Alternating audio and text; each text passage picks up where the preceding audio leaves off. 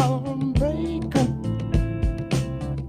Oh, and turn around and make up. There we go. I just can't. We'll give it a few minutes, and also go on the social, let folks know we're in session.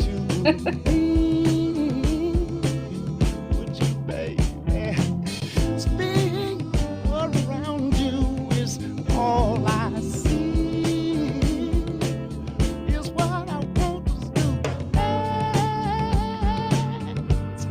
You ought to stay together, loving you weather times are good and bad, the same old.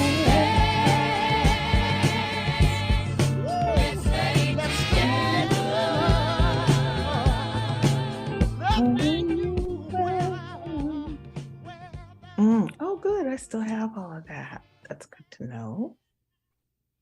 That's in women.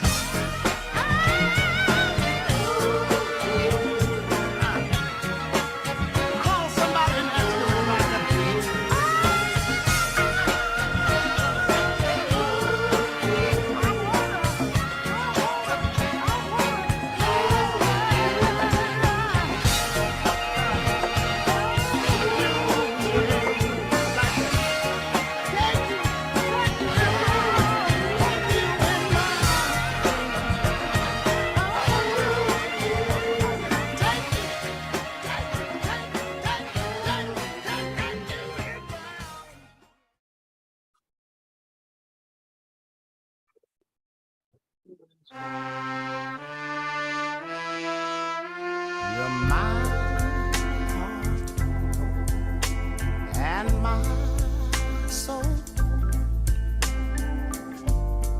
Love and emotion, one can't control. The song I sing All right. just for you. Let's go ahead and get our stuff together. I think we'll go ahead and Wonder if you we're gonna have this documented so that we're good. this love is true. The movement will continue. There's one thing that I want from you, Oh, to believe that this love Al Green. love is Rev- true. Means so very much to me. The best is really yet to be. I was also just pinging Michelle, so. Is more. Oh, I love your background, Jamie. I need something like that. I have the green screen. I just never set it up. I love that. Your smiling face brings me to the place where I belong. It keeps me strong and strong, strong. Another day, and I'm back with you. Love shining through and through and through and through. When I think how I've been loving you until the end, more than any words can say. You and I, each and every day.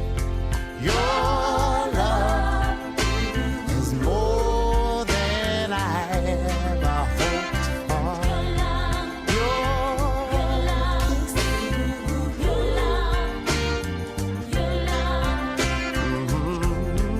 your joy is more than I ever hoped for.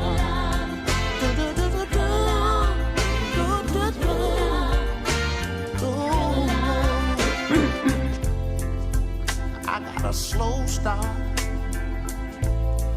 but I believe we'll be alright. Peace out of my heart, joy and love in mine. Free love can hold me for such a long, long time. It gives me I'll be peace of right mind. back. There's one thing that I want you to do. Believe that this love is true. It means so very much to me. The best is really yet to be. Your love is more than I ever hoped for. Your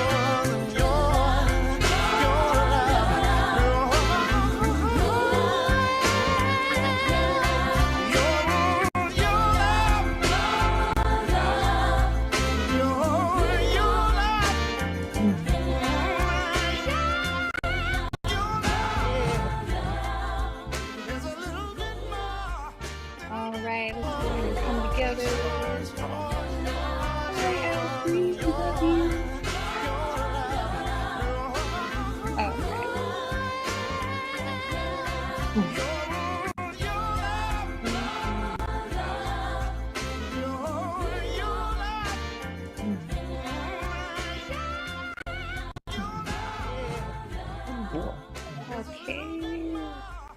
All right. Let's get this together. All right. Let me turn off my YouTube. You don't want to hear me. All right. All right. I'm going to stop this screen share. Oh, I know. It's over here on this. Okay. Let me close this. I think this is still going to work even if I don't have this open, I think. There we go. Let's quiet that page. All right. Hello, folks. Thank you so much. Happy February. Happy Black Yay. History Month. Happy Black History Month. Love Month. Everything. Lots Yes. of love to everybody. Big hearts. Yes, big hearts. Big hearts. Much love. Yeah, absolutely. And I want to acknowledge our ancestors. I want to acknowledge all of our ancestors everywhere we are. And I want to acknowledge the indigenous that had occupied the land and the stewards of the land that we inherited. And here in the Los Angeles area, I want to acknowledge the Tongva. I want to acknowledge the Tavium, the Fernandeño, and also the the Chumash. And also just to acknowledge all the indigenous relatives where you all reside. I just want to say we're grateful. I'm grateful for each new day and the sun and just the, being able to be alive and enjoy this time. And thank you for joining me, everybody. And everybody tuning in on YouTube, thank you so much. Now we're recording it. But this is One Mic, One Globe, Ometel, to all of our ancestors. And thank you all for sharing time with me today. And I wanted to say One Mic, One Globe is back. I'm really happy. Yeah. This mic came together in 2020, in April 2020, as our first Zoom open mic. Truly, this was always on a Zoom. And Alex Petunia was the host and founder of it, and with LA Poet Society blessing too. So we found a way to continue meeting and sharing our creativity and being able to be in community, even through pandemic. And here we are. What are we, 3 years later? Okay, so it's surreal. It's so surreal. But yeah, and we had the amazing Josh Evans as our host for all of 2022. He did an amazing job. And here I'm picking it up again this year. And, we are also looking for new folks to join our family as hosts and volunteers and creating new programming. So, but we didn't want to leave our baby One Mic, One Globe behind. So here we are. So I'm so happy that y'all are here today. So we have some wonderful featured guests today. We have Katarina Canyon. Yeah. Woo-hoo. We have Romaine Washington in the house. Oh boy. And Michelle Smith, hopefully be joining us soon. Give her some love too. And for everybody watching and all of us here, we can share some words, some creativity, and just be in community together. So again, welcome everybody. So actually, what I wanted to start with, it was I wanted to share. Ooh, we have pie. Where's the pie, James? I want some pie. God, that sounds good. That's kind of one of my things. It's like got apple pie, got peach. Oh, got peach pie, berry pie. Okay. All of them are yummy. It's all about pie. Yum. 3.1415926. Oh my goodness. But got that. I just know 3.14. Pie. And which next month, right? Pie Day is coming. Yeah. On March 14th. Yeah. Perfect. I'm gonna hit you up for that pie then. So what I wanted to share, and also and I welcome you all too to share poetry from others. If there's poets you're moved by that you want to include in this session of One Mic, One Globe, we welcome that as well. But I saw this at a store and I had to grab it. I hadn't Oh, seen it yet. And when I saw this on the shelf, this is a little Big Dreams. It's for kiddos, right? It's like a little children's book about Amanda Gorman's story. And I saw it and I was like, I started like shedding tears because I got to teach her back in 2013 and 2013 and in 2012. And so you know, she's one of ours, one of our babies, and what she's done. I mean, you know, she's an international poet and international icon and youth poet laureate of the U.S. and might as well be an ambassador. Well, she is like an ambassador to the world now. But I saw her story and I was like, oh my God. So this is the Amanda Gorman story, and I just love this. So I just wanted to. And you know, Amanda had a really heavy speech impediment as a girl, as a child, even as a teen. When I met her, she still had it. And I mean, you hear her, you know, speak. She did so much work to get overcome that and speak clearly, especially with ours. And I'm just like, wow. But it talks about that, about her, that she lived with her mother in Los Angeles. And she used to have trouble pronouncing some letters, but that didn't stop her from loving words like plum, stone, and spoon. I don't know. But she had those on there. And she has a twin sister named Gabrielle. So I think that's her twin right below her there. But I'm also particularly fond of this next page. So here she is in class, right? And look at her poetry teacher. I don't know. My husband was like, that looks like you. And I'm like, what? I mean, I had nothing to do with the book, but I'm like, it kind of does. I'll take it. It says, Amanda read everything from books and cereal boxes. She kept a diary and even tried writing her own dictionary. One day, while listening to her teacher read poetry, Amanda decided to become a poet. So I was like, and it was just so cute. And then saying that having a speech impediment was a hill that she climbed, and you know, she overcame with great success. So there's little Amanda there. I know I'm reading a children's book today here, y'all, but this is great. When she was a teenager, there she is, a teen Amanda Gorman. Says here, I know. When she was a teen, she set her eyes on a special book. A special book. A Black girl was staring at her from its cover, and it was written by an African-American woman.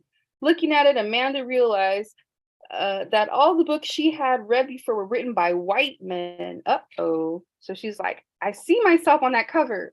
That's empowering, you know? So this is a book, this is a Toni Morrison on there. That's what the book that she found. Let's see, Discovering Books.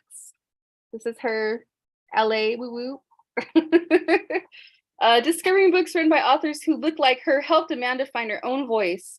She was the daughter of Black writers, descended from freedom fighters who broke their chains and changed the world.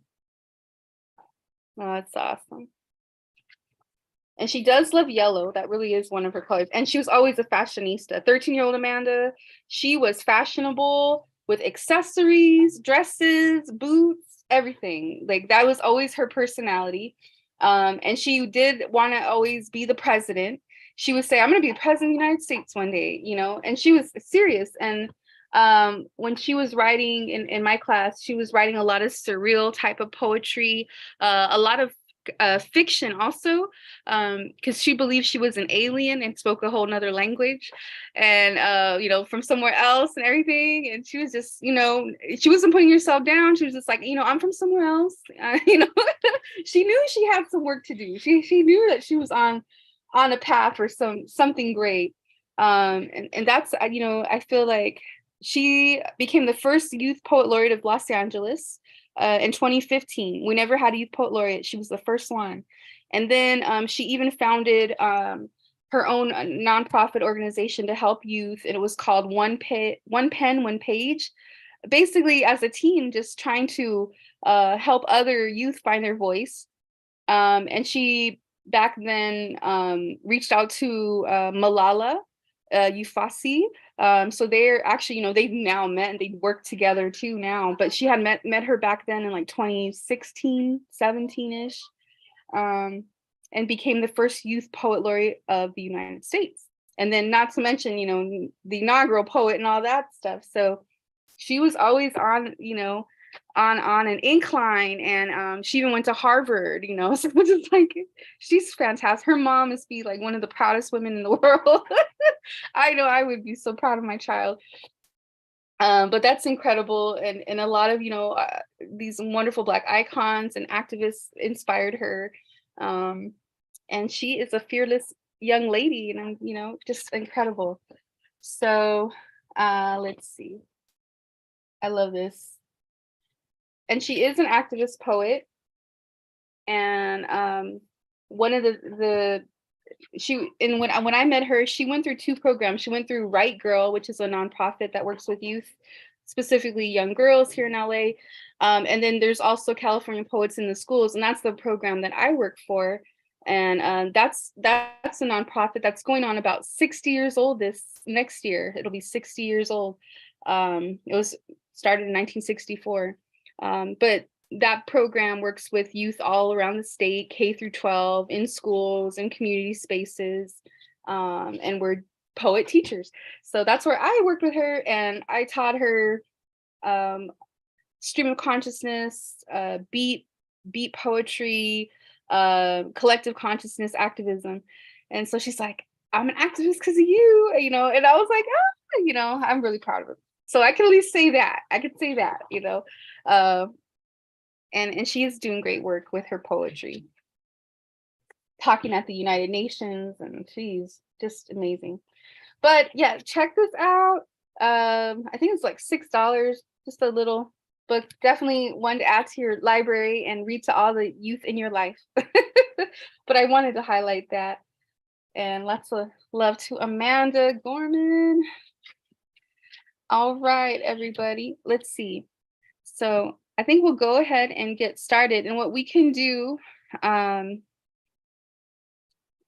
we could have I like to ask you, feature folks, would you prefer going first and then open after, or have open first and then read after? Well, since we have one open,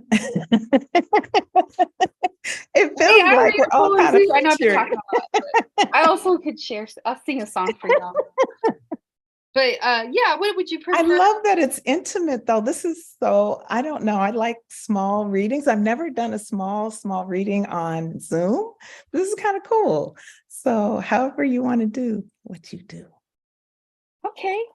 Well, typically I like to have, I kind of put them like sandwich style. Yes. But since it's like 2 and 2. Well, we could have an open, then a feature, then an open. Okay. We'll stick to the sandwich then. And then we could do a round robin. No. Yeah. Well, yeah, you each have, you have your time, for sure, 15, 20 minutes. And then I saw in the chat, I did teach, I did teach Amanda, That is so beautiful. the young lady as a middle schooler, just poetry, how to, writing poetry. She was already into it. She was already she was already a creative writer, but she would meet us. It was actually called Beyond the Bell, and we would meet at Beyond Baroque in Venice every Saturday. So it was her and other students. You never know who you're going to touch and whose life is going to touch you. That's like phenomenal. That is, I know.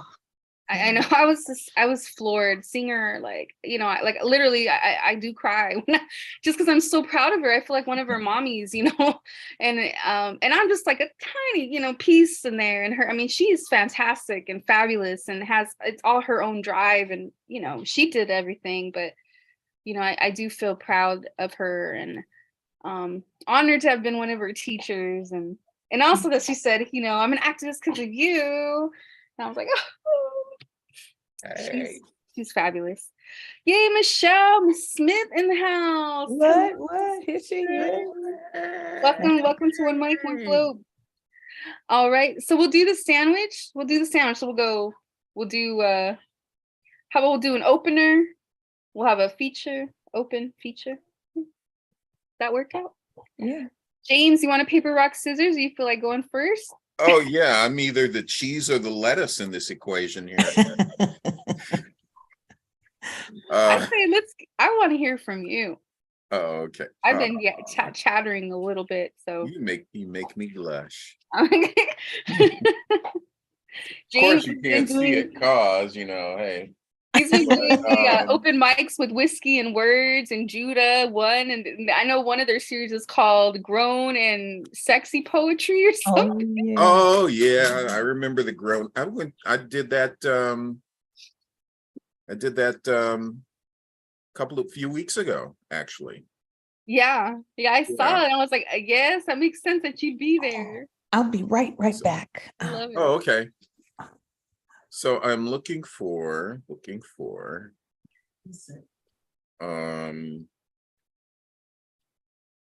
poem that I'd like to do, which is here we go. And let me see. Hang on. Good. Usually I have to print something up because I never keep the entire thing together.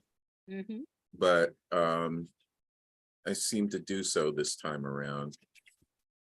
So bam. Let's see.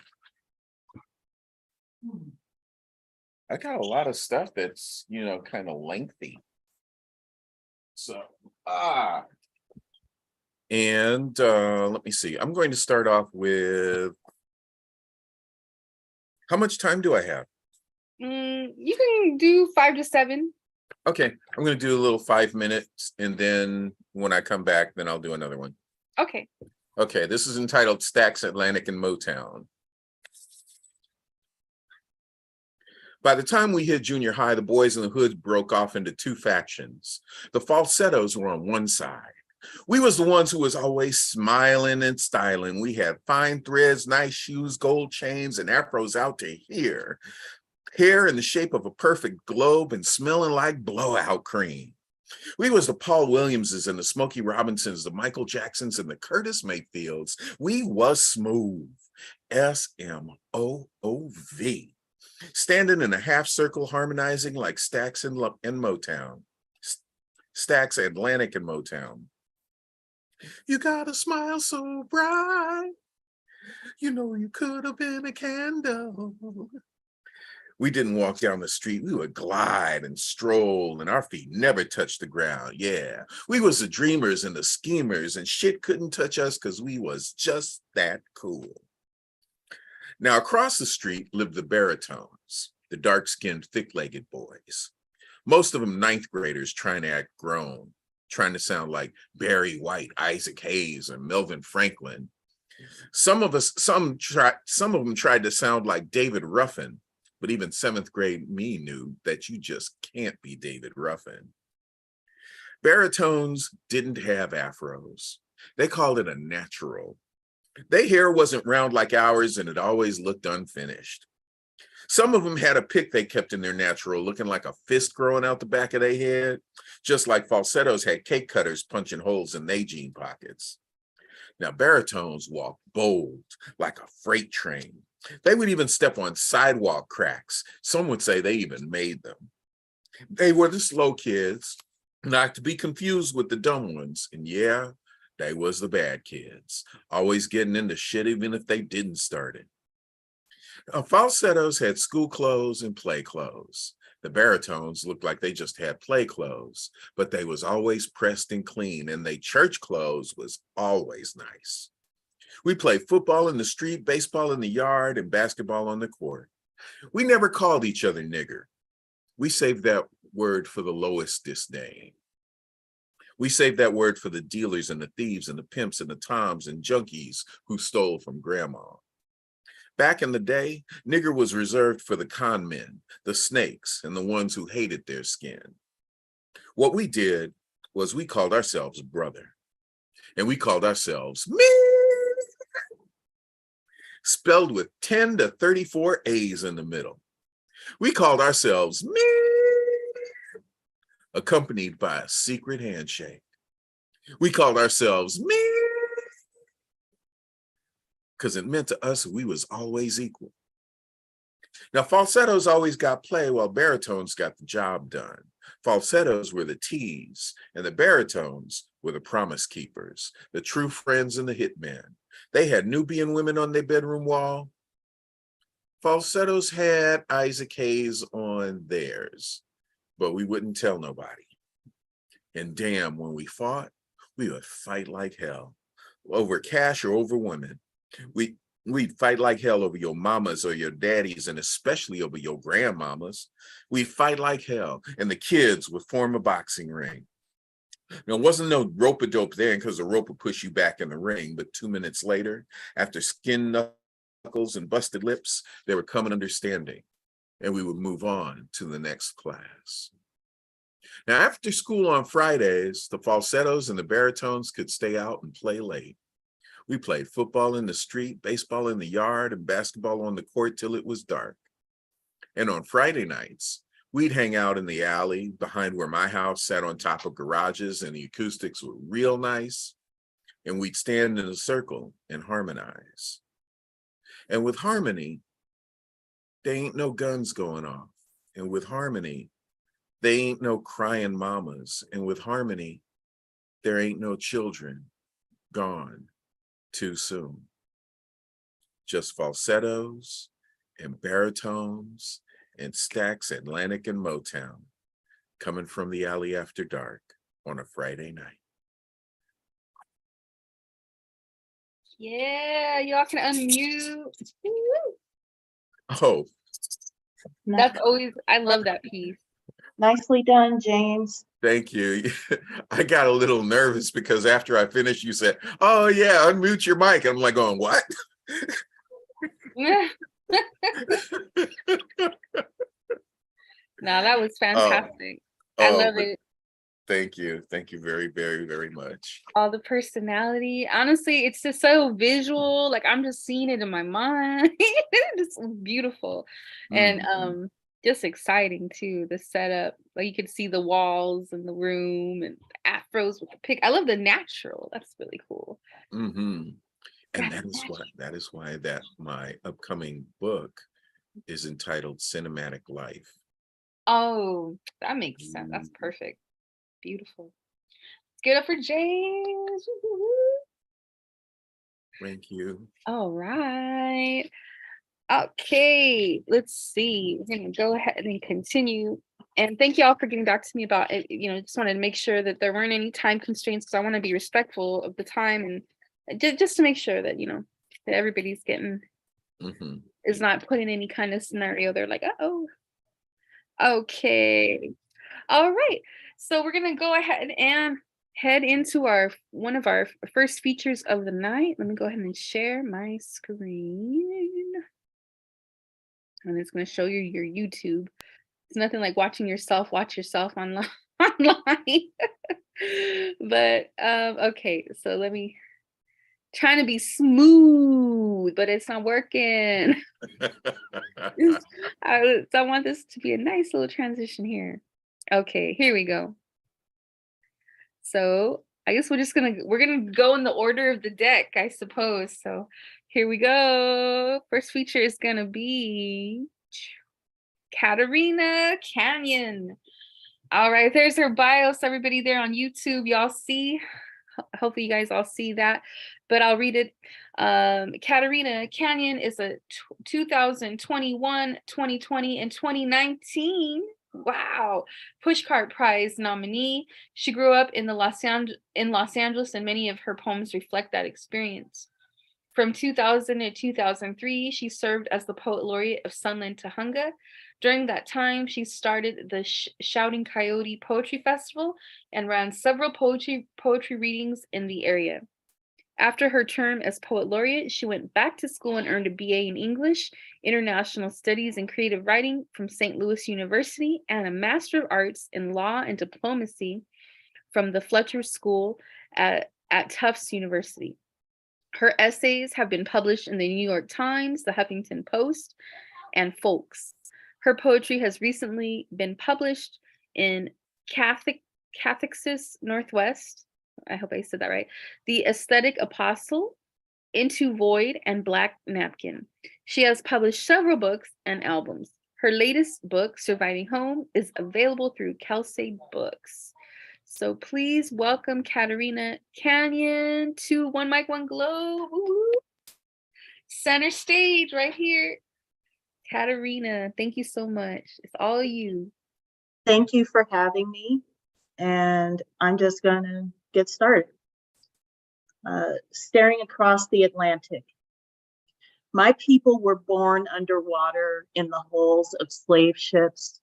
My people were pulled from farms in Nigeria, from trade ships along the Nile River, from the rainforests of Cameroon. My people were tossed in cages with people who didn't speak their language, but we learned to speak a new tongue from the end of the whip's lash. We learned the mood of the ocean. We learned to read the stars through knotholes and to sing songs in tune with the waves. That's when we became American. We were the slaves to the British, the Dutch, the Portuguese. We were even slaves to the Cherokee. We not only marched the Trail of Tears, we carried their bags, their homes, their children on our backs. We have fought in every single war since the American Revolution.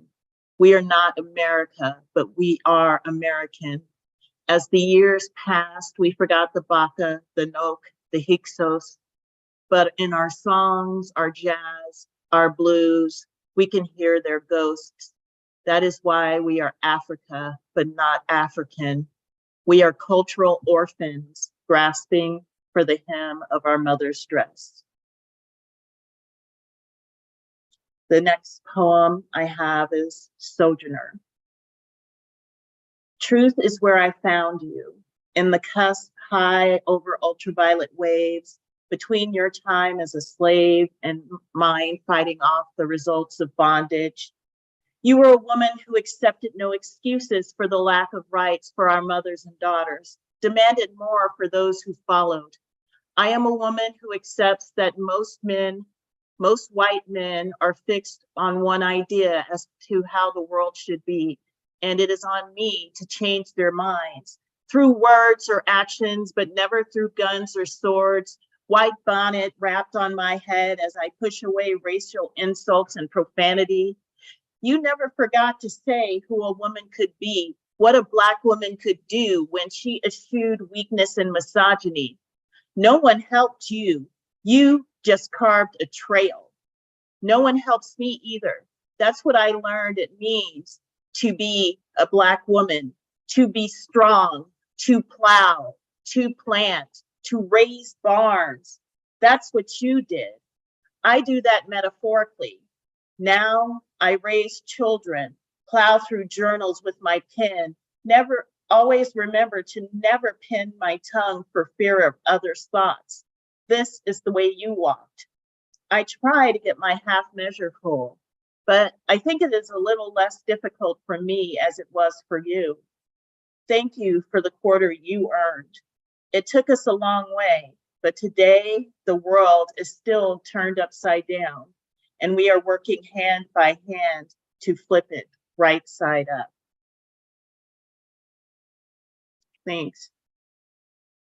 Now I'm going, that's in my book, Surviving Home, and now I'm going to share poems from that book. This first one is Involuntary Endurance. My story is not one revealed with chapter and verse. It is expressed in blood and bone. It is fingernails thrust into back muscles. It is razor blades pressed against flesh. It is told by how the shark swims through the ocean below a school of tuna, and it is not the shark's story. It is the school of tuna searching along the vast, dark, but sunlight-speckled ocean, while knowing they have everywhere and nowhere in the world to flee.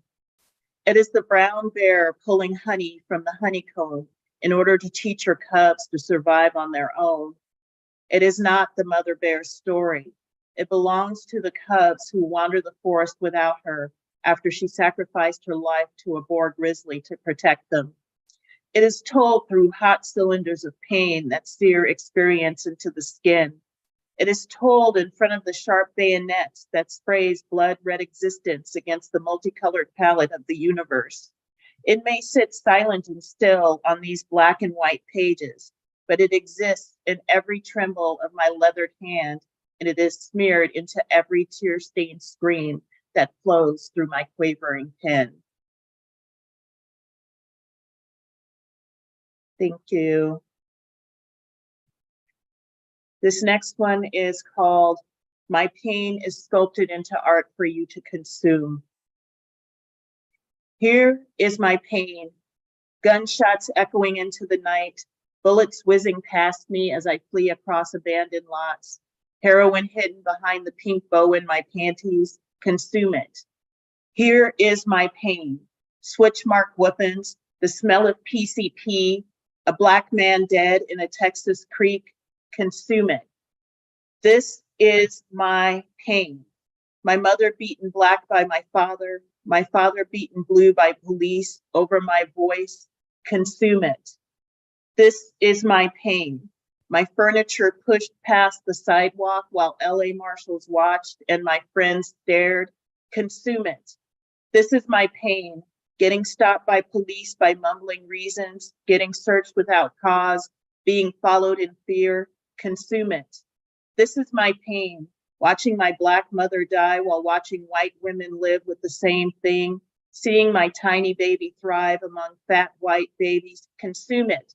This is my pain. Watching Black babies die, consume it. This is my pain. Watching Black boys die, consume it.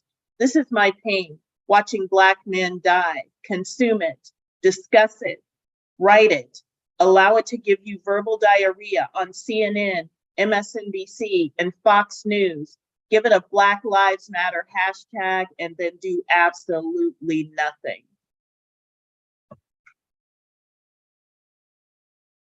Thank you. This next one is called Skill. Her stained hands wear beet juice like blood as her dark fingers glide the thin silver steel blade around the one cardinal globe after another. It is difficult to distinguish the difference between skin and flesh, but she does it adeptly. I ask, how can you do that so easily? She responds, I just do. Husks break free and blotch the butcher block crimson. I ask, doesn't it scare you to use something so big?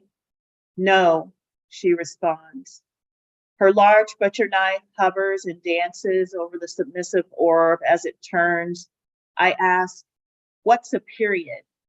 She nicks her finger, winces, drops the beat, and grabs a towel. I tell her, you should use a peeler. She says, it's a sorry tool that blames its master. I reply, I think you got that backwards. She slams the knife on the board and with a quick flash of turning tide, she looks me in the eye and says, girl, you know what I mean. I look down quickly, pick up a beet peel, and dye my fingertips red.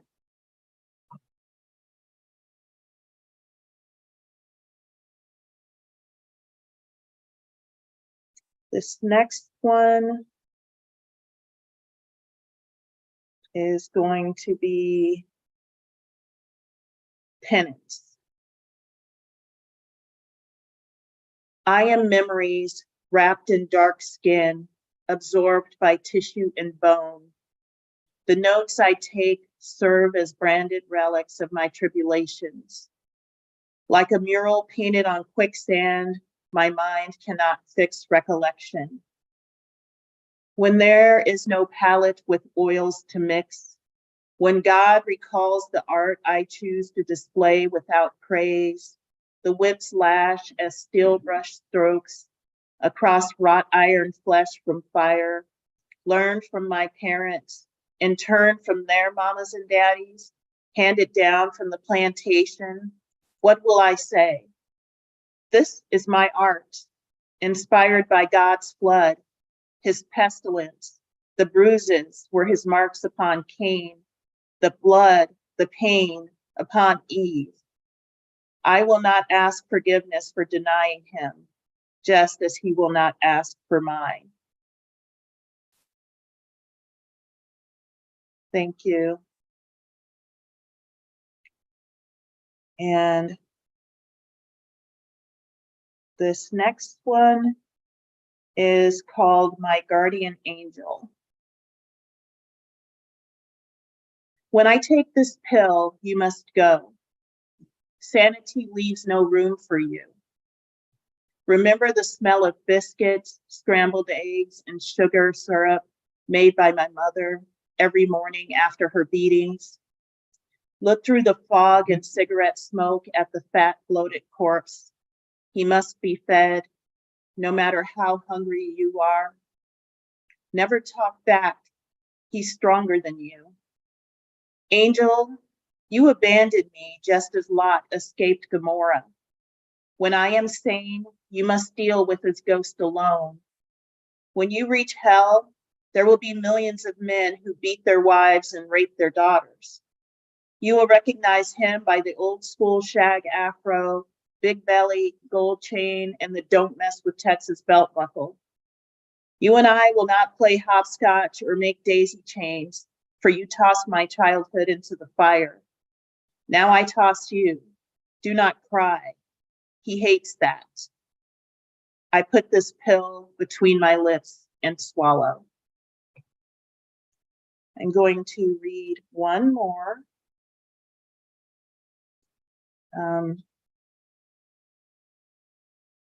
I am going to read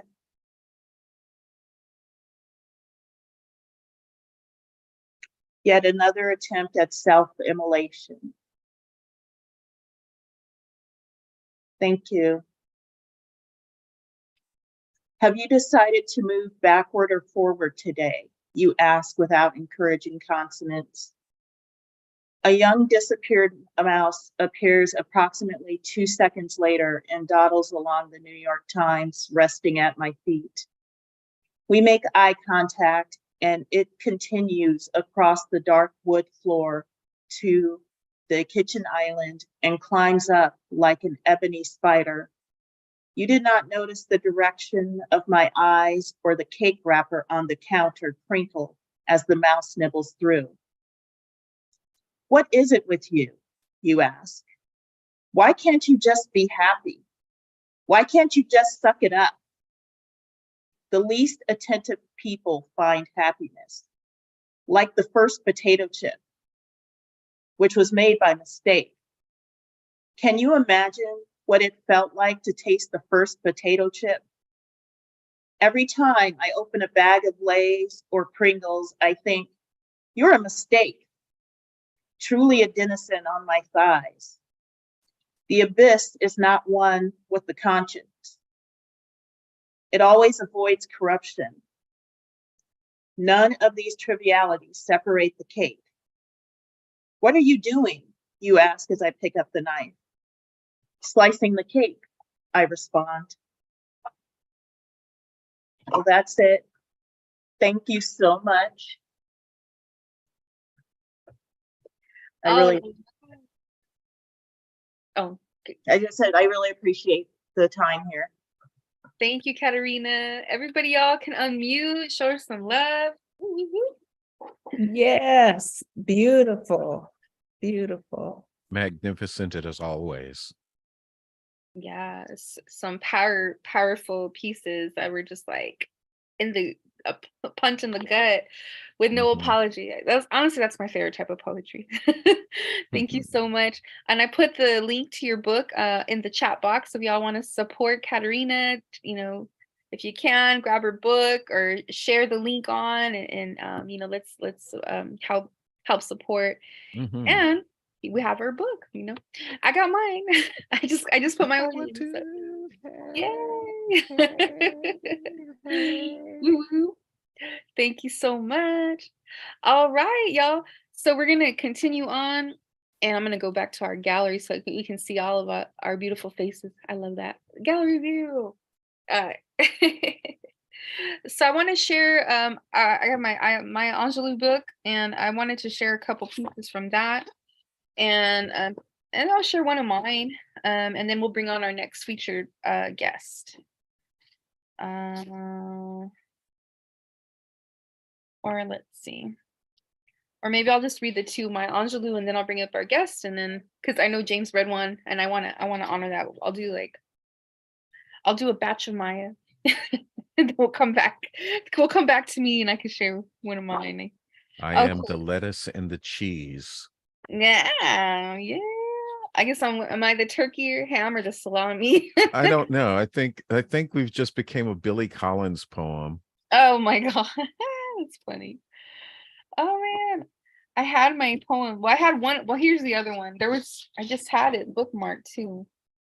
Okay, so the one I wanted to share, or one of the pieces I wanted to share from Maya, and here she is, Maya. Got the collected poems of my Angelou. Yeah. Let's see. This one is called. I mean, it's also Love Month, and some of these are just sad. Oh, I know. I remember what it was. It was Country Love. Country Love, and then this one that she has it's a poem in parts of different women. And I mean, if you know Maya Angelou's story, it's so like it's so painful and tragic.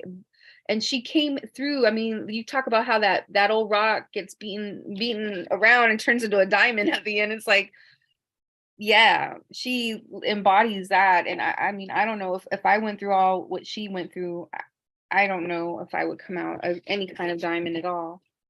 For her to survive it, speak of it, and you know, overcome it, and just everything that she was able to achieve in her life. I just amazing. She's a queen, a true queen, a goddess.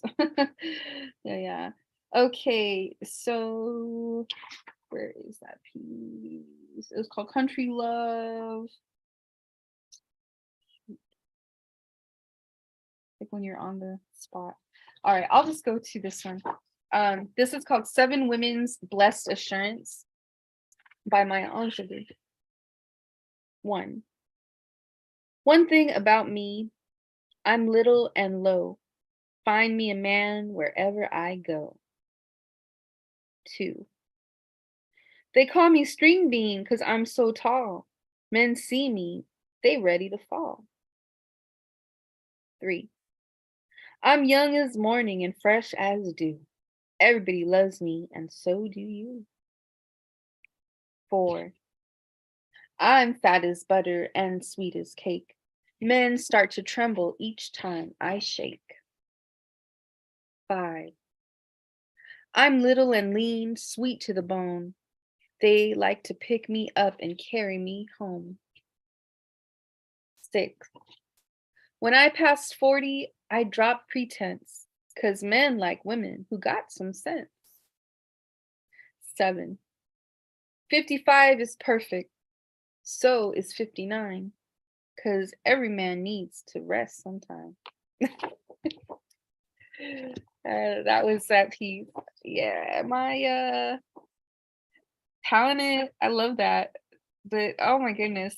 I wouldn't want to be that girl that gets picked up just because you're little and small. Like, oh my goodness.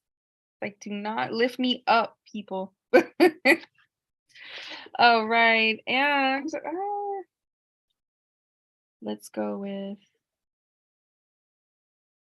how about Black Ode? I'll read this one. Black Ode by Maya Angelou.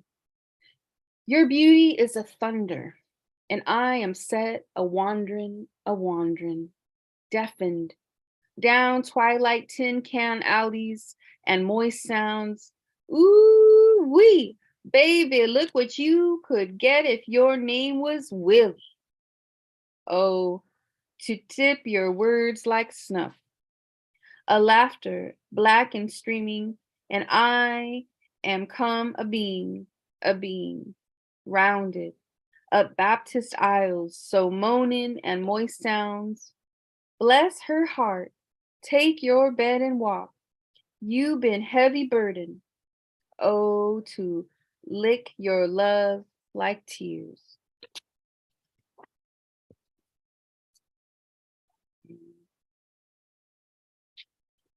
All right. This okay, I'll do one more. They go really fast. To a freedom fighter. You drink a bitter drought. I sip the tears your eyes fight to hold. A cup of lees, of henbane steeped in chaff. Your breast is hot, your anger black and cold. Through evening's rest you dream. I hear the moans, you die a thousand's death. When cane straps flog the body, dark and lean, you feel the blow. I hear it in your breath. Yeah, Maya Angelou. And I just, you know, again want to acknowledge all the lives lost, you know, all of the beautiful Black brothers and sisters that have been murdered, that have been killed, that have been beaten. And right now also I was thinking of Keenan Anderson, I was thinking of Tyree Nichols, and you know, here we are again, you know, confronting. I like how you said, Katerina, consume this, you know, confronting that truth, that pain, that plague upon people of color, especially Black folks. And I just hope we find an end to that. But I do want to acknowledge and just, you know, give my heart to those that have been killed. And I as an activist, I will continue to fight and not forget them, and always have a place for them to share their story, and continue the fight against systemic racism, against police brutality, and to fight for justice for those that were lost. So.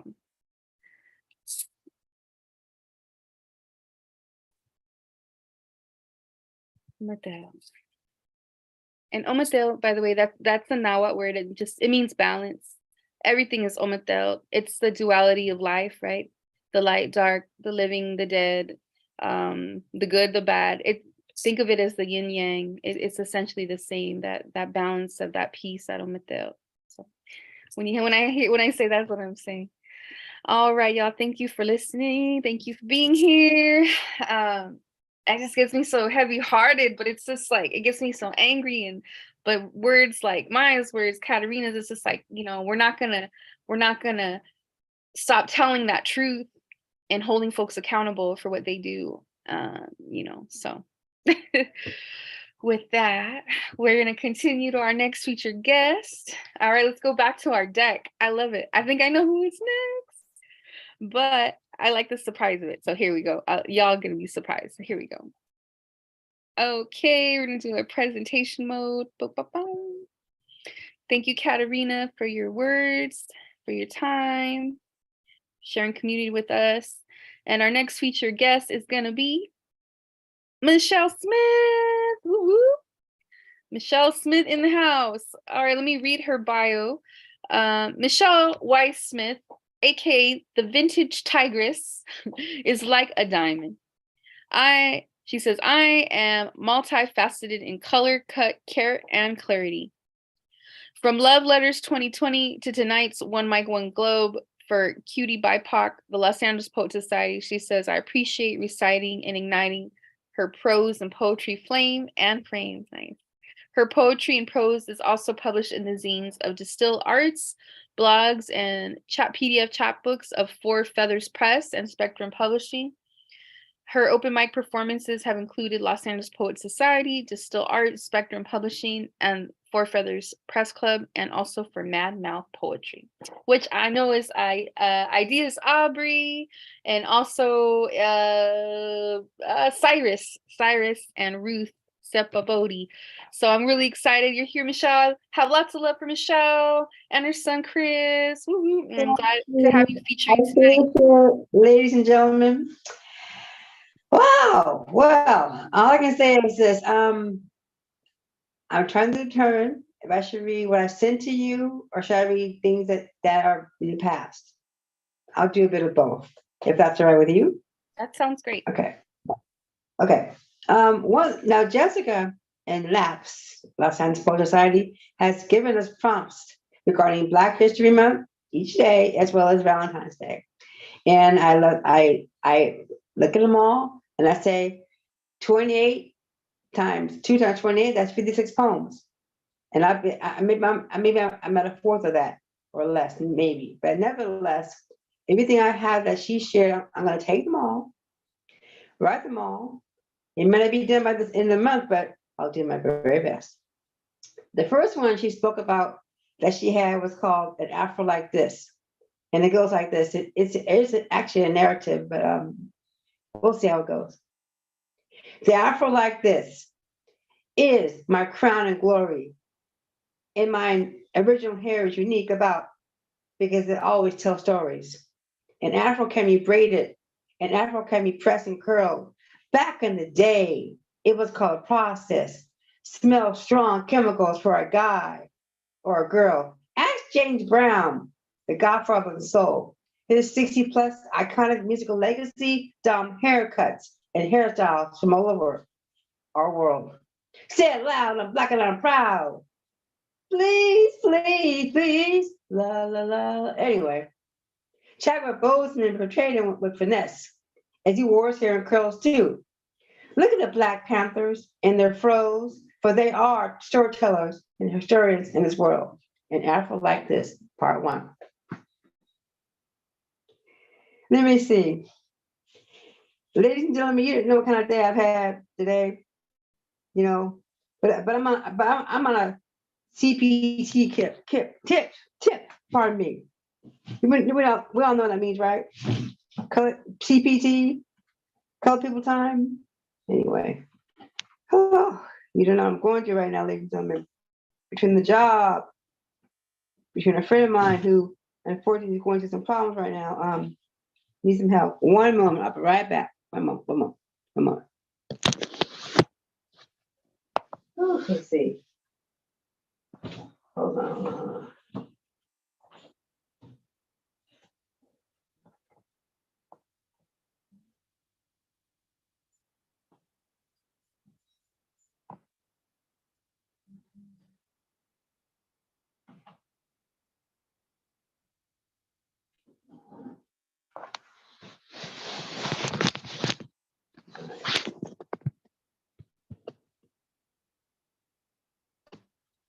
I'm back.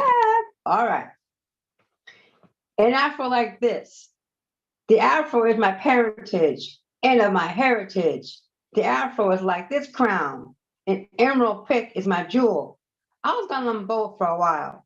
In regalia, I am the Nubian queen.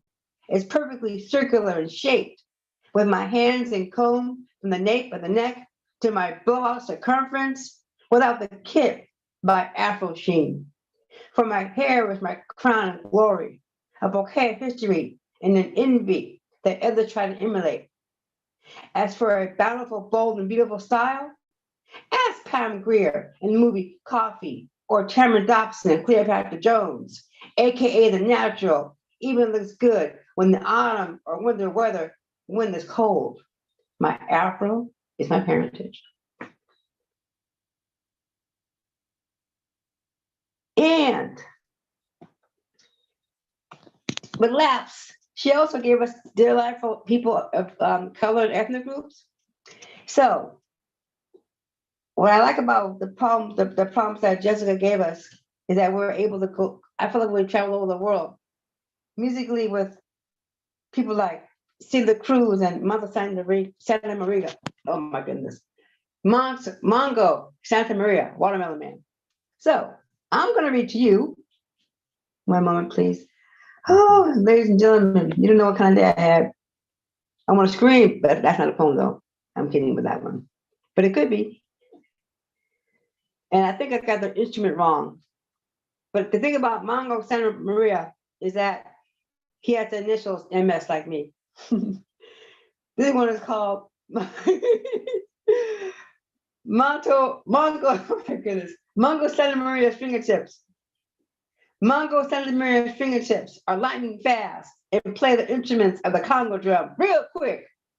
Was he a Dominican, Puerto Rican, or Cubano, or New York? Nueva Yorkan, which means Puerto Rican, Nueva, which means Puerto Rican, New York Rican. You know what I'm saying? Blended with drums and songs, with its rhythmic beats and howling charms, my cold, jet, naturally black hair, and tap my feet to its music that puts me in a trance. Ooh, to dance by myself, feeling fast and free, or with my partner. My God. As we turn on the lights on the dance floor, and my Marilyn Monroe white dress has its own moves. We cut a rug to the applause of onlookers as they had and wish they had our moves too. Mongo, magnificent, original, neo, great,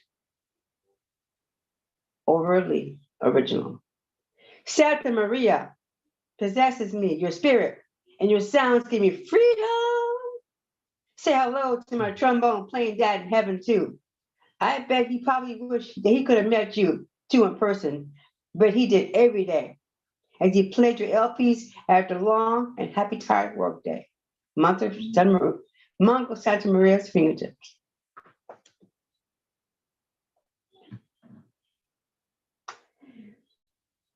One of my favorite people I like that I would have loved to sit down with is a late great Celia Cruz. Aguzar, and Espanol means sugar.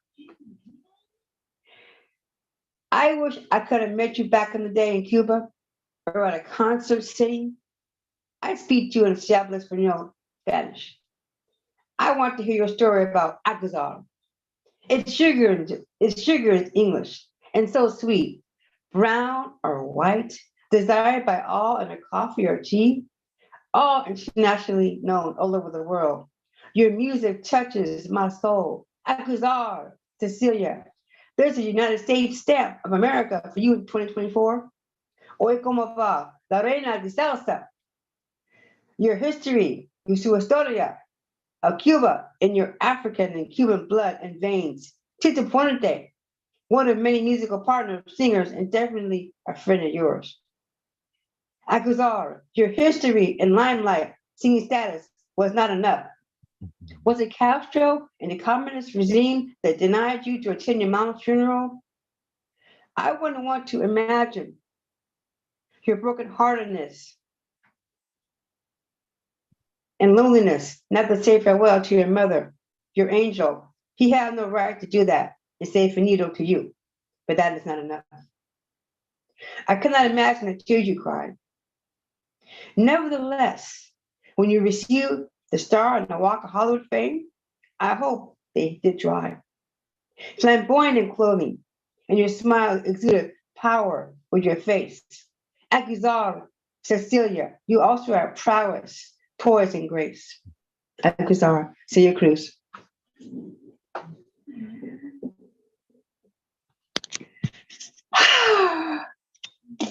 Now, how much time do I have? What do you think? You have, I say, like 8 to 10 minutes still. Okay, all right. Well, let me get something back to the past, and I can try to find this real quick. I'm a CNM nursing assistant, and I would have been here on time, but I worked today from 6 a.m. to 6:30 p.m. Mhm. We had a couple of people, an ambulance came by, I had to do a report. I think I worked till 6:45. Then I had the nerve to say at 7 o'clock. Well, didn't have the nerve, but, well, can you stay a little 15 more minutes? I said, okay, fine. Anyway, I'm just doing that because I am tired. I get up at 3:45 every morning for work. It's tough. I love my job, but sometimes not all the perks are all that. Anyway, I don't like being ill prepared with my poetry, but you got that right. Thank you. And then we come back to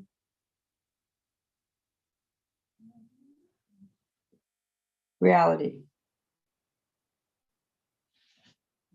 You know what? Let me do this.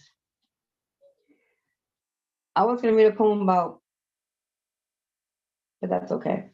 There'll be next time for that. I think I read one about my job. Let me find it first. So how is everybody doing tonight?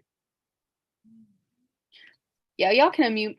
We're great, sis, and just want to let you know I'm sending love your way, and hope just take those deep breaths. If you need to take some, it's all Yes, good. I We're do. here for you. I sure do. You're right about that. And I appreciate that too. Thank you very much. All right. I'm going to read a poem about the pandemic because I see this every day almost in my time sometimes. It's called Word on the Street. Word on the street is that discarded masks on the road, bike path, or concrete. It's festering COVID-19 in public. And what about the city? Increase the trash receptacles on the street corners instead of cluttering crosswalks and sidewalks. The medical blue issued brand box from China in an MTA public transportation is all too common now. Please discard them when finished safely somehow. Littering, there is no excuse. Who wants to see your yellows and blues? A pity and not so pretty as the colors of daffodils and hydrangeas in my neighborhood. The global pandemic is on the increase. Find a way to get rid of them of the discreet. A face mask should not be touching the tip of my soles of my shoes. These germ-filled items cannot exercise social distancing on their own. Who's responsible? You, yes, you. Can you not afford to clothe your pocket mask? Put it in a Ziploc bag? Damn it. Can you not be bothered with a trash disposal task? Definitely, that is not word on the street. Have some respect, you creep. Yes, you. Your decorum is inexcusable, flagrant, filthy forgetfulness. It's unacceptable and can be seen with yours and my spectacles word on the street.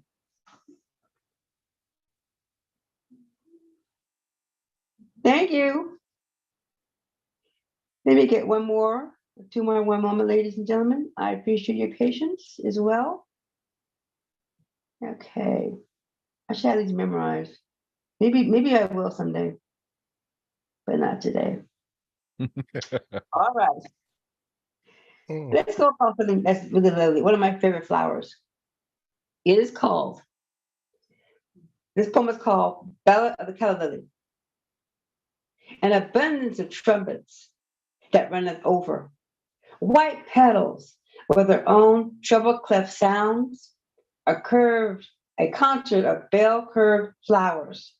The Man with the Horn by Miles Davis blows into morning.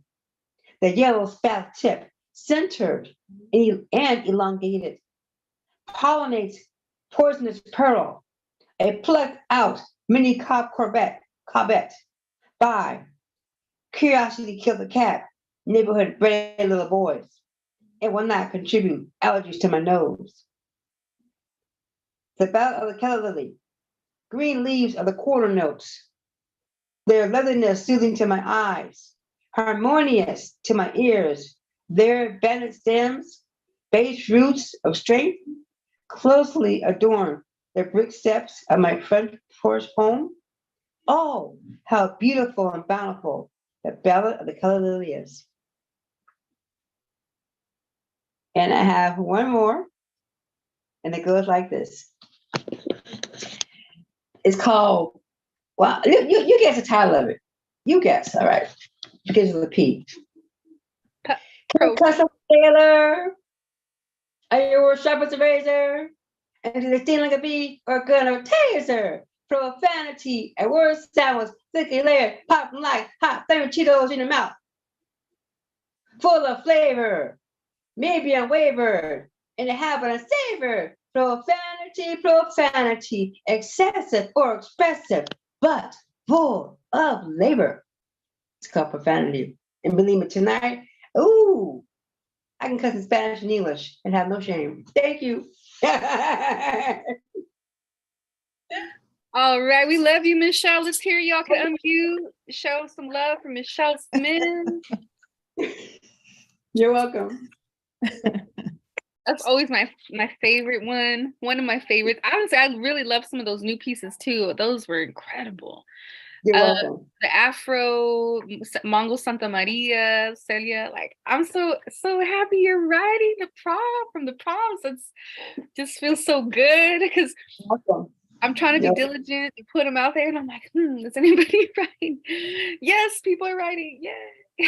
You're welcome. And thank you for them too, because they really are wonderful. And like I said, Black History Month is every year, not just for 28 days, but it's all year round, And Absolutely.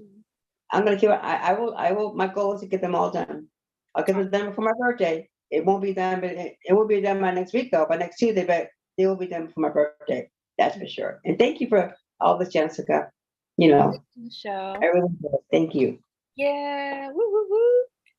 And then I want to offer, if you have it, I don't know if you have a Venmo or a tag or Cash App or anything, feel free to put it in the chat. If anybody wants to tip Michelle, pop it in there. It's all good. I got Katarina's book in the chat, and I'll put it in again too, for anybody that might have missed it. But welcome. I see we have some new folks joining us. Welcome to One Mic, One Globe. And that was Michelle Smith, one of our featured guests. But the show's not over, so you came just in time. Thank you for joining us. If you do want to share at the mic, I put in the chat, just type in the word happiness if you would like to share something. Otherwise, I think I'm going to head back to James Everett Jones. James, you ready for the next round? Oh, you got to unmute. Okay, Please unmute. There you are. there we go. How's that sound? Sounds great. Okay, great. I like it when it's this time of evening because I like to sound like one of those late night FM DJs. It's like I got this piece right here. Yes. Mm-hmm. Oh my This is gosh. sweet and it's warm and it's everything that you've been looking for. I love it. But this poem isn't one of those. Okay, so this is entitled Kiki. The whole block knew Kiki was gay. Nobody cared though, because she was good at doing hair. She had hands, good hands. When she did Miss Chambers' kids' hair, and they were some screaming little brats. Kiki knew how to keep their braids tight and how to keep them tender-headed kids quiet. And when she did my Jerry curl, she knew right when to wash the process out before it started burning. Not like, what? Yeah, she got a dick. No, nigga, I didn't look. She wasn't no faggot. She was gay. Well, I don't know. It's like she didn't act theatrical about it, And she talked regular. She was cool. I don't know. People just knew. Maybe it was because she didn't make a big thing out of it and she treated everybody nice. And the block looked out for her. Her name was Kevin, but everybody called her Kiki because that was a name she liked. Ms. Lincoln brought her food from her garden and Mrs. Blaine helped her run errands and buy clothes. Mrs. Blaine never told Pastor about taking her around town, but I think he knew. I don't think he minded though, because Pastor would always stop by for a haircut Saturdays at 2 p.m. always. And every few weeks, he'd give her something for the rent. Everyone on the block treated her nice. Except Junior. She had a thing for Junior. I mean, a thing. Junior was in the pen longer than Kiki ever knew him, but she loved him no matter what. She took all that shit just to keep him close, All that shit. There's that one time she was hanging out at the Cleaners on Arlington and Adams with her cousin William. Now, Junior never liked William because William was a junior too, you know. But Junior said there could only be one Junior in the neighborhood, even though he was in the pen most of the time. And Junior was always saying William was seeing Kiki behind his back. They was cousins, man. Nigga never could make no sense. So they was hanging out, drinking 40s and just laughing and having fun, you know. And Junior come around the corner, came straight for him. Didn't say a word, just drop kicked William in the head right when he was getting up and knocked William through the window, piece of glass yay big sticking out of William's neck. And Pop said we couldn't touch William because he might bleed faster. We had to watch William bleed, waiting on the ambo, man. But at least things was quiet when William got back home. Junior up and split and almost everything got back to normal, except William never talked to Kiki no more. She was doing my hair one day. We was cracking jokes and laughing and having a good time. She even let me take a swig of her 40.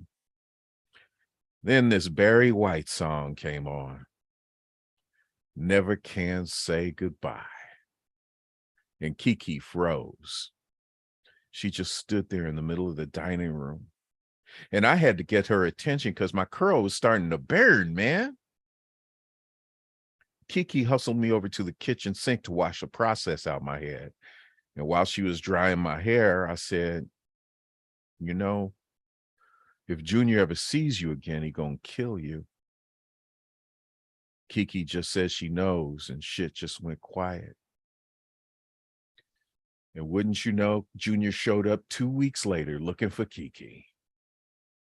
Miss Chambers said Kiki moved to New York and settled in Harlem. Ms. Lincoln said Kiki was visiting her folks in Dallas and that she'd be back in a couple of weeks. Mrs. Blaine told Junior that Kiki got a sugar daddy and moved to Hawaii. And Pastor was staring hard at Junior like he wanted to kill him. I ain't never saw Pastor look that way at anyone. It was scary because I knew Pastor was going to do something if Junior didn't leave. Junior left all right. Nigga never came back neither. I just think about Kiki sometimes, man. Especially when I hear Miss Chambers' kids hollering on the next block.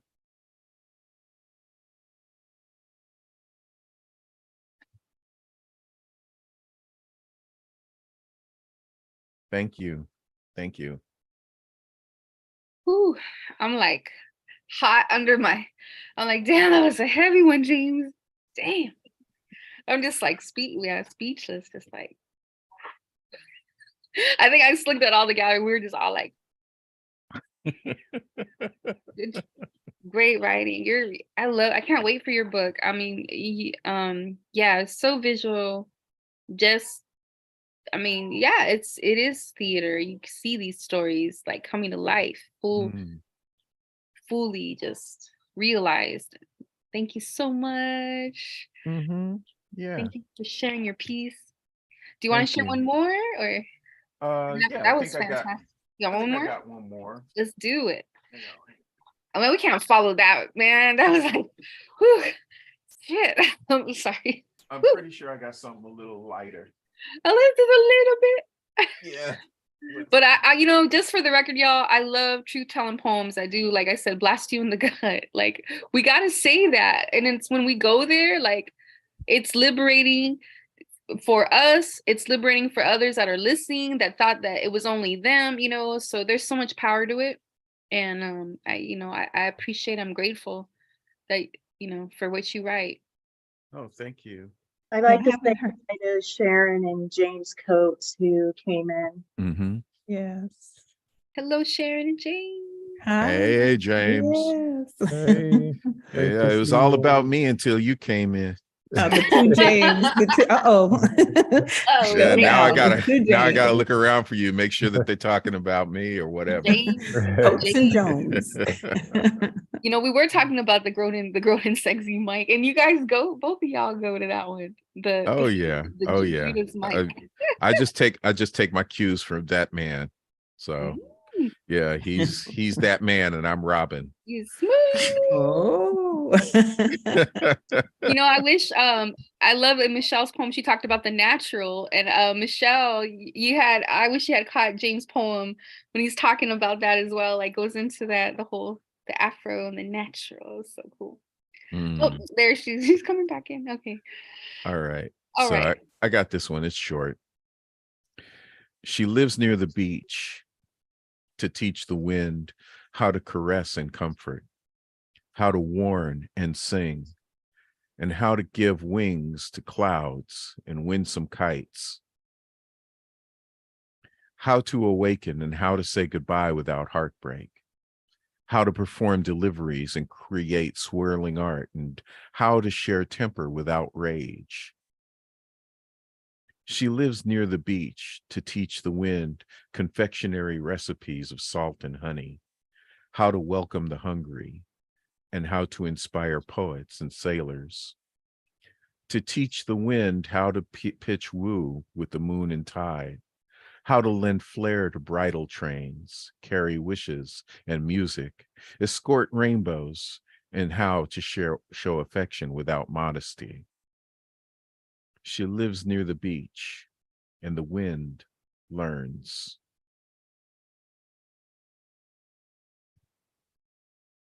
Oh, right. That was beautiful. I love it. I love that feeling. I'm like, ah. Let's give it up for James Everett Jones. Y'all can unmute. Woo-hoo. Thank you. Woo, woo, woo.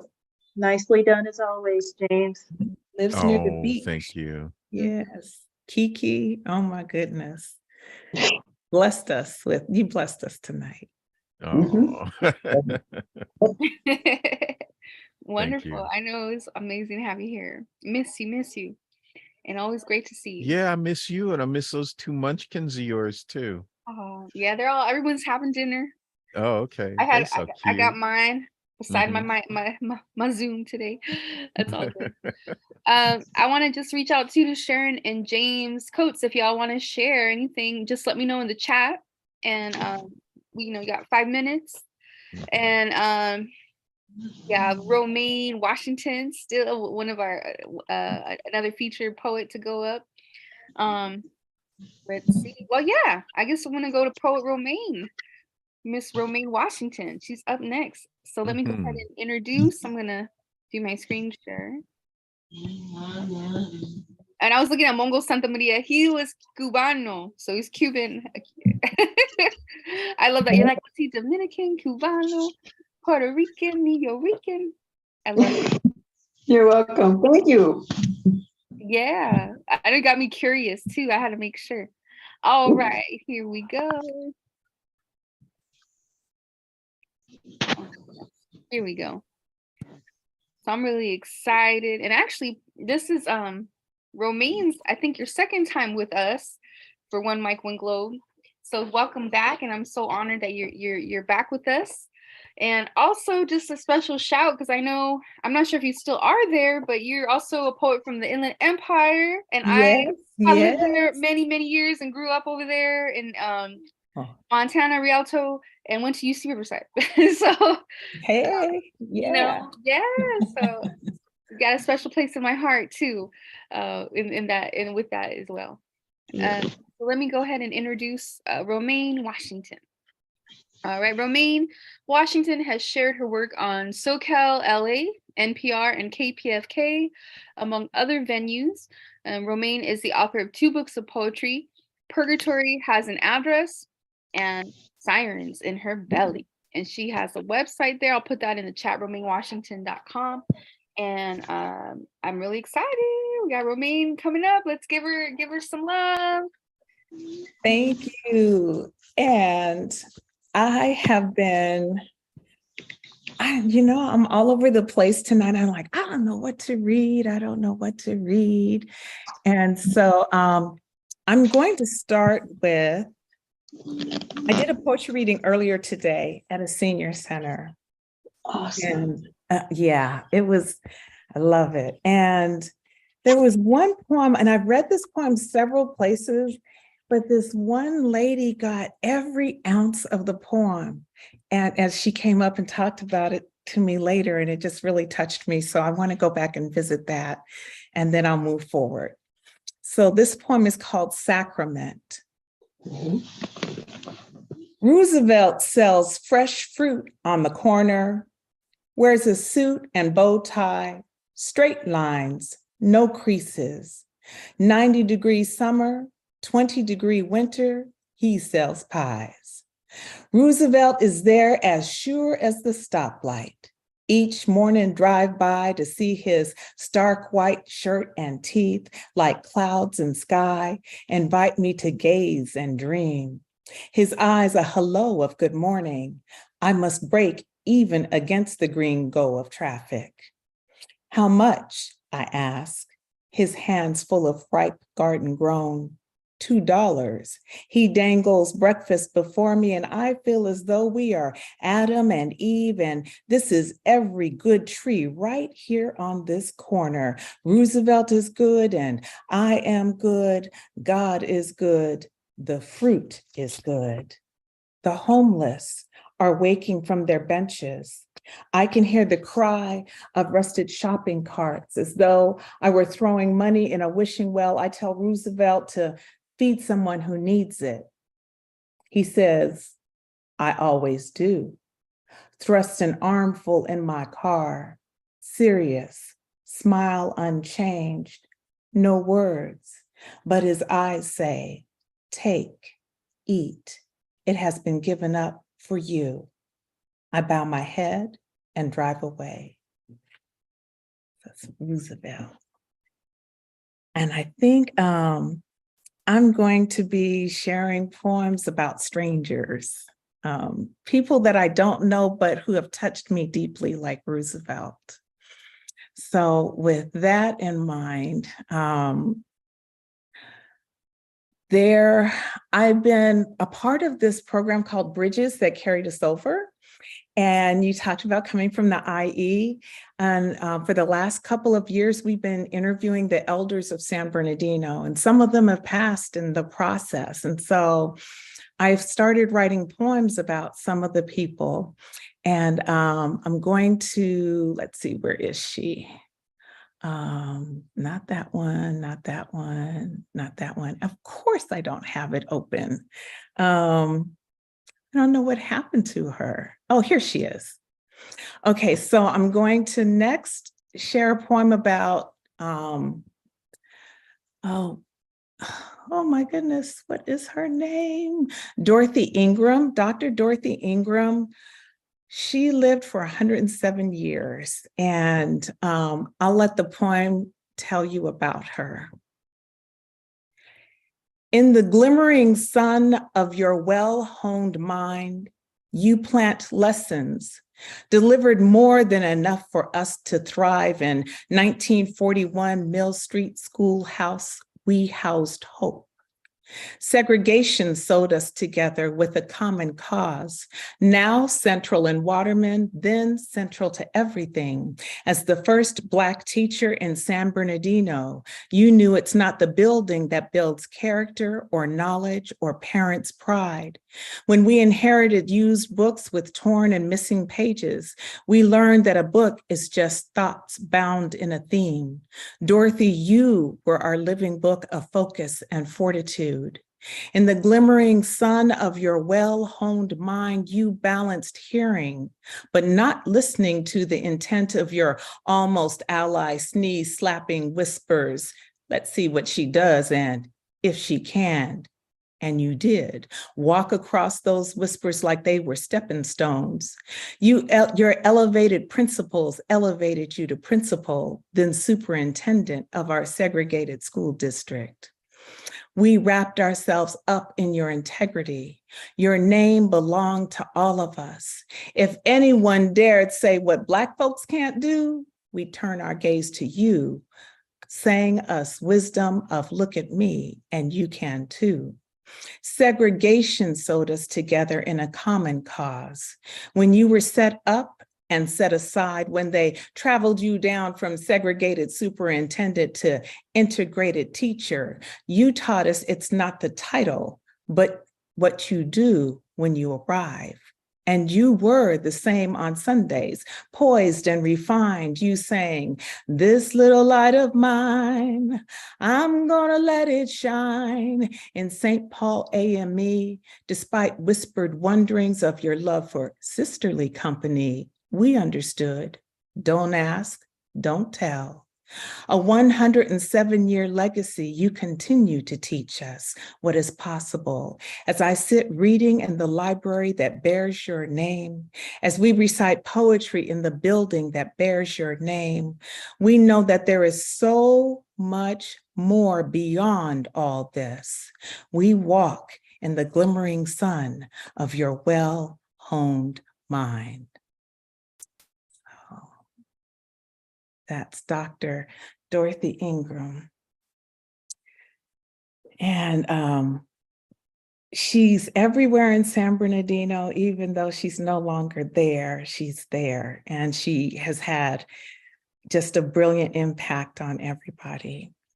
So I'm gonna go from that one to, and I'm still working on this one. This one is to Amina Carter, and she was one of the first assemblywomen in San Bernardino.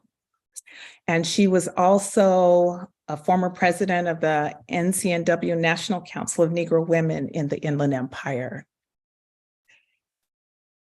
If you ever been in the South at night, it is pitch velvety black.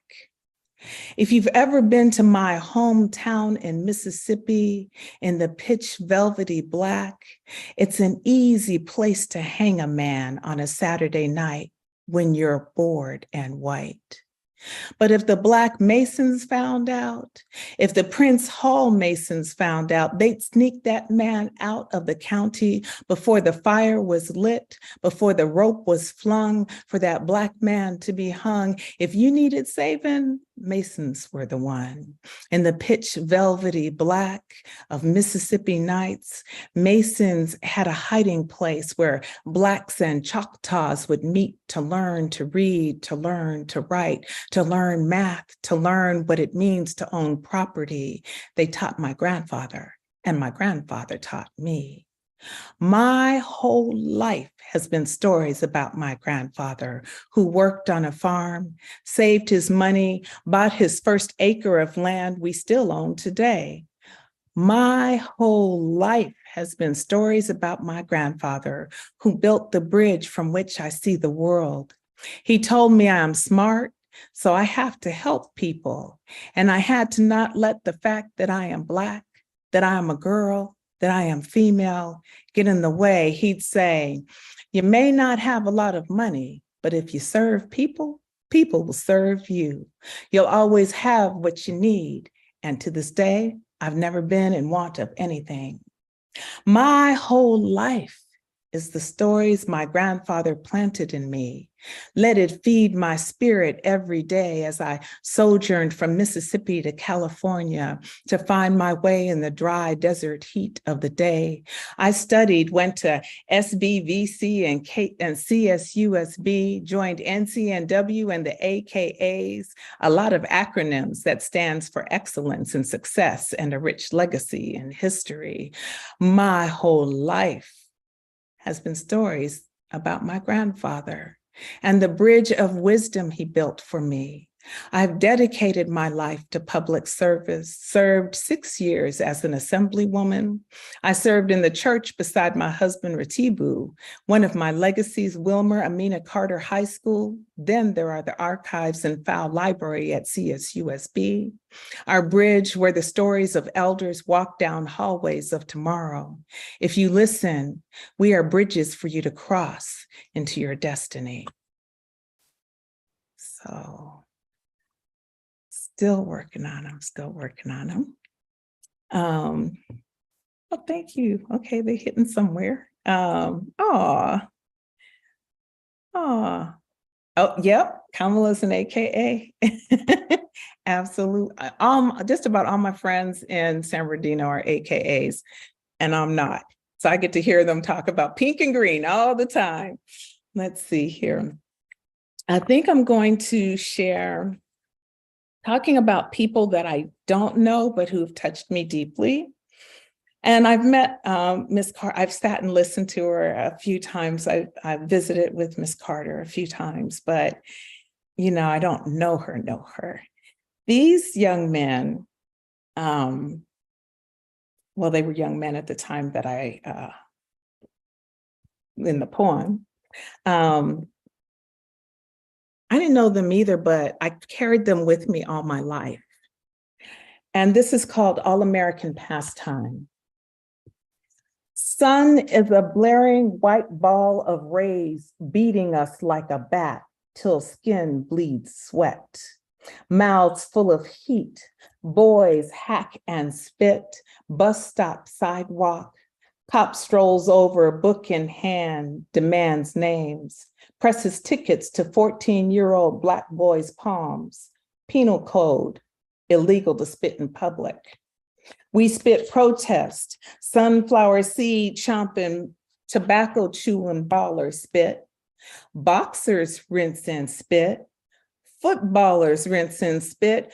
Cop blank stares us. Ignorance is no excuse.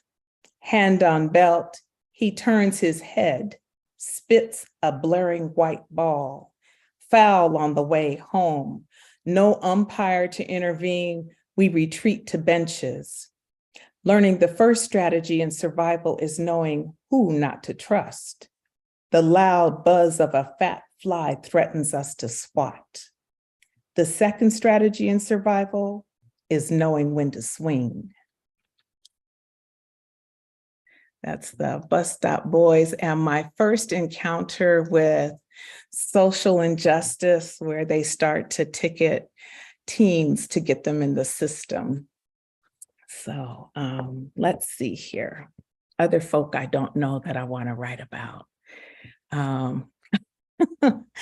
Let's see. Oh, lineage. Yeah, I'm still writing about her. Black back bent. She rolls her burdened vacuum, more noise than suction, over a stain smothered rug. Black back bent. Lugs a mop full of mud-colored water across the bathroom floor that reeks of mildewed rain.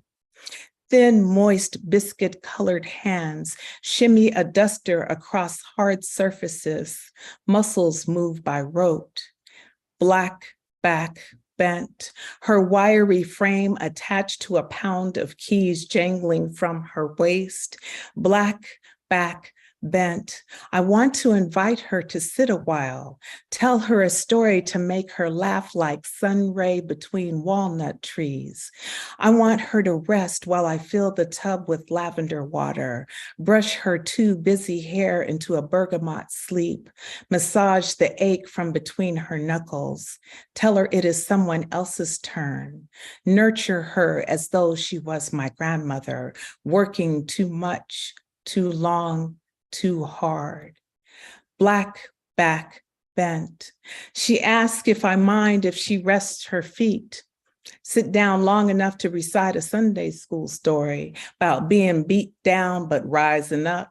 Says God is the great pool stick maneuvering us folks, bouncing everywhere in and out of pockets.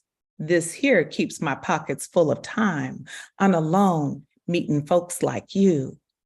Then she rocks herself up, black back bent, rolls her cart out the room, a distant jangle of keys. So that's my, that lady. Hey, how you doing? Afro Man. Which is going to make me, I guess this will be my last one. I don't know how much time I have left. You're so fabulous. You keep going. You're all good. I'm gonna read about Leroy and them. I was thinking about Leroy, and I just gave, let's see, where is Leroy? I gave him that name. It's called Brer Boombox. 1. Leroy and them got clean wild laughs like air full of jokes and Afro picks. I never hear they mama tell them be safe, come home, but no she do. They a little older than me, don't really know them, but feel like I do. Like the bus be a 200-year-old boat we've been riding too long. I lean my head full of tired sun against the window. Bus stop, door belches open. Leroy and them loud talking, thud walking, claim territory in the back of the bus. Boombox blasting, wave your hands in the air. Feel like there's no air in here. But Leroy laughed like cool grass and green trees. Hey driver, why we ain't got no air in here? Black Mac, our regular driver, would have made a joke like he be part of we be fam. Leroy would lean back, put headphones on, bop quiet smile, satisfied. 2. Hank is white shirt, small frame, looking like sweat don't know his name. Type of man who might chuckle but never heave a full laugh. If he did, you might think he was passing gas. Wasn't one of us in talk, skin, deed, or thought, never had to strategize to get what he want. He rear viewing Leroy without a clue of what to say or do. You need to hold down that noise. You're disturbing the other passengers. Leroy laughs a little too loud and long. Hank's face is beat, but he don't call for backup, does not back up, stands his ground. He parks. White pants walk stern to the back of the bus, orders Leroy and them kill the sound or get off. Leroy and them look like they murdered just for fun. Who you think you talking to, little man? I pay like everybody else. Go on up and drive. No one say nothing. I face forward. Quick scuffle. Leroy and them jump off the bus. Afro picks bobbing in the air. Boombox clutched to chest. Bass beating fear in feet. They fly into invisible. I want to say, Leroy, this ain't what it means to be a man, but that moment be gone. I stare at flies hovering over stab beads of blood. Oh. And I'm going to end with a hair poem that I never read. I always imagine this as a chorus, and maybe one day I'll find some friends and we'll do this as a chorus. I'll find some friends with the hairstyles that are described in here and we'll do it as a chorus. Got that Afro pick, yeah. This is called Myth and Mask. And this is, I still don't want to do it. I still want to, I'll go ahead and do it. Senegalese twists frame her face. Golden goddess good she looks, but folks call her Medusa. So some days she's a goddess and some days a snake-headed monster. But every day she wears the myth and mask, woman wanting to be wholly beautiful. Buzz cut sculpted scalp tight can feel sun rays, wind tickle across her crown. Queen of purse and time, looking fine, but from atop her neck misread. Men long to turn her, women approach, rejected. Every day she wears the myth and mask. Woman wanting to be wholly beautiful. Flowing braids, roots bound deep as baobab trees skyward, ancestral weaving. Fingers and time ticks long sitting. Scalp tight, sleepless, weak in pain. Loose, braids fray, barren, edges mark days. She wears the myth and mask. Woman wanting to be wholly beautiful. Pressed to give it a rest. Cute, corporate, nods of approval, lasts a short while. Sweaty, singed heat, kinks creep beneath straight coif. Sewn synthetic strands maintain dew for a season, but poets glare, claim she is unaware of her natural beauty. Fake, phony, and confused, she is accused of being a hair hypocrite. She wears the myth and mask, woman wanting to be wholly beautiful. Dye of lies, youthful kaleidoscope, chestnut, hazel, copper, rust, platinum, blush, ginger, cinnamon, rose, flaming obsidian pitch, teases eyes, disguises time in a myriad of guesses. She smiles, playful, ends split, fragments pop and drift, shedding shafts, brittle bottle burst, ashen gray. She wears the myth and mask, woman wanting to be wholly beautiful. Her hair is not, she is not sham of shame. She does not wear whole and beautiful as she is. Locked, twisted, buzzed, braided, weaved, straightened are options, not a political statement of who she is, where she's been, where she's going. Intertwined with time, the receding line of life curls about us all.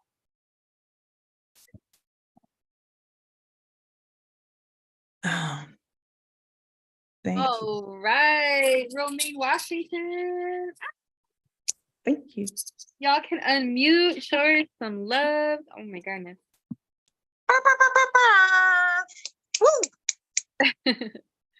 Yeah, what my man said. Yeah, it was fantastic. My goodness. The visuals, the refrains, like you got these power lines and you just like, you with the refrain, you're just like, wow, you got these are great. Like the hook, you know. But they're it's not in vain. Like they do something like, and I really appreciate your poetry. I love that you dedicate a lot of poetry and write about folks that you don't know, and just documenting the human experience and honoring these folks, and you know, creating that legacy or maintaining their legacy. And I think that's such selfless, beautiful work as a writer that you are doing. And yes, fabulous work. And I know you have 2 books. I put the links in the chat box. You guys check it out and support, grab a book. And I wanted to know which book, or if it is in a book, there was one of your, I mean, I loved a lot of your pieces, but the one that I would love to have in print, what was it? It was the one where you're talking about, I think, Miss the AKA, right? The one. Oh my gosh, you just made my evening. Oh yeah, no, that was amazing. You made my evening because I just wrote that last weekend. What? Oh, right. And I just gave it to, I didn't give it to her yet in print, but she was there and I was able to read it to her. Oh, and she was crying. It was just, so for you to say that, yeah. So it's not, I have the whole book concept in my mind and I'm working on it. Yeah. So hopefully this time next year, I'll have it for you. Oh, great. Oh man, I loved it. It was so empowering too. And it's a piece that I would love to read and share on. And I was like, oh, this is awesome. Great work, Romaine. Thank you. Yeah. All right. Romaine, I just wanted to say, as a Black woman, your work makes me appreciate who I am, but at the same time, I want to strive to be better until I leave here. Your work is awesome. It's Oh, wow. Thank you for that. Is amazing. Great. Romaine, a lot of love for you here. Oh, you're on mute, sis. Oh my goodness. I was like, where's her reactions? Okay. Thank you. Oh, I saw it. Oh, I'm going to be sleeping with all of this tonight. Thank you. I love it. Are we just sharing whatever we want to share right now about how awesome that was? Yeah, that's Yeah. what we're doing. Yeah. So I am happily glad I was able to even catch a few minutes of your poetry. It was great to hear your poetic voice again and your authentic voice again, Romaine. It felt like, yeah, even the snippets of these stories I got to dive into just felt like just rich environments, and the way the stories were told, it was easy to just dive in and kind of just absorb everything happening. So thank you for the detail, for the condensed storytelling. I know there's times for me as a poet, like I just want to put so much in a poem. So I love when I see artists being able to do that and just condense it and make it just still so sweet to eat, and digest. So much respect. Yeah, and I know I'm in a room of great poets. So, much respect, y'all. Thank you. Thank you, Romaine. Woo! Thank you. Ashe up in here. Oh, I like that. Ashe. Yeah. Yeah.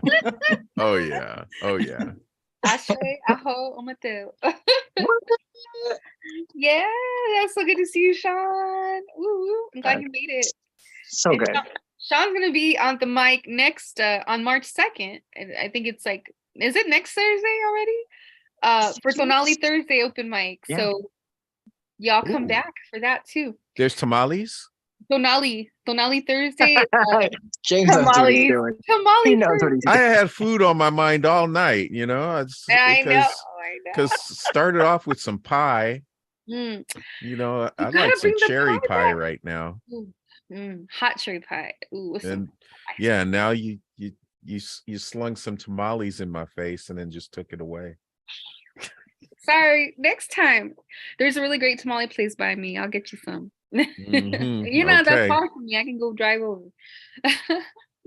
Wow, such power tonight, y'all. And I put it on gallery because I just looking at everyone's beautiful faces. I love what I'm seeing. I love seeing this room. And I'm gonna save my piece for next time because I just love that vibe that we're all on, and with Romaine's poetry and just everything that's been shared. So it's okay. I talked about Maya. I talked about Amanda. I had some time.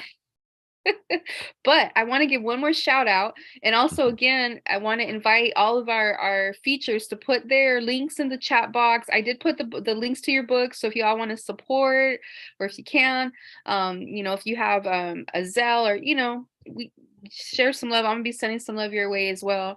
But please feel free to do that. But I want to shout a special new bookstore here in Los Angeles, and it has an online accompaniment. So for y'all that are not in LA, you can still access it. And it just launched last week, and that is Octavia's Bookshelf, octaviasbookshelf.com.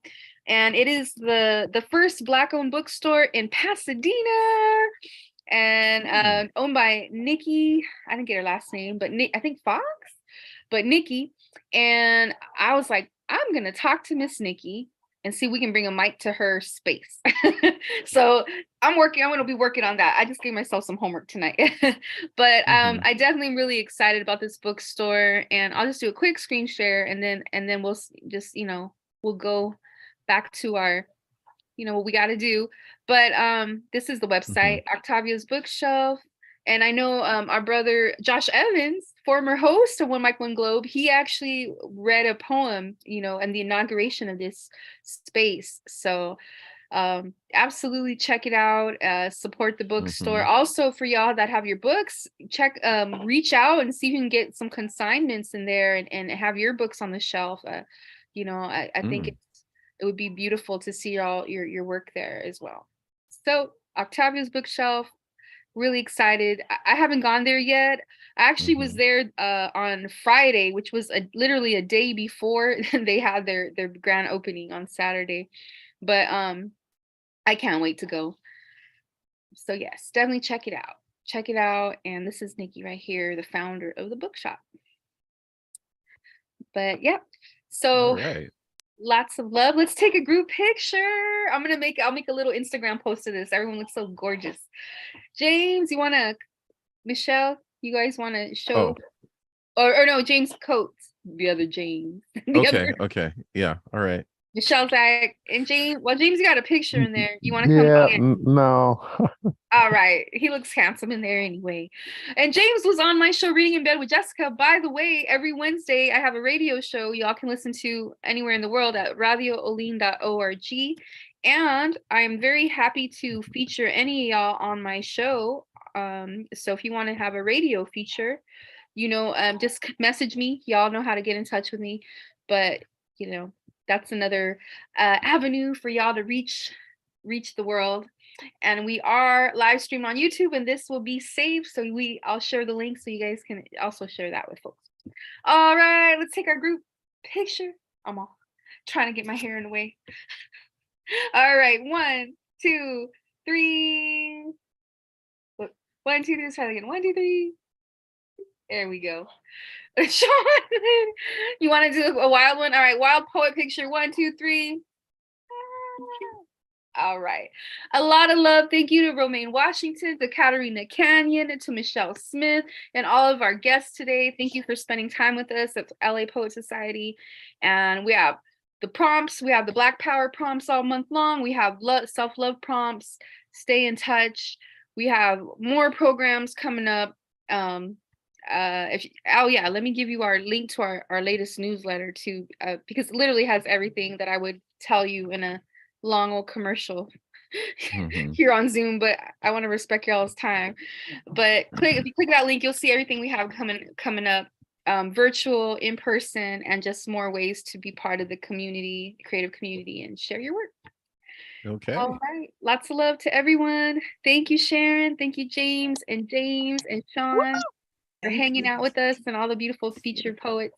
Happy Black History Month! Thank you, Hey. Jesse. Thank you. Thank I like you. Poet Society. It was wonderful. All right, y'all. Good night, Good everybody. night. Good night. Peace, y'all. Peace, peace. Bye. Bye. Ashe and Aho. Bye, guys. Bye.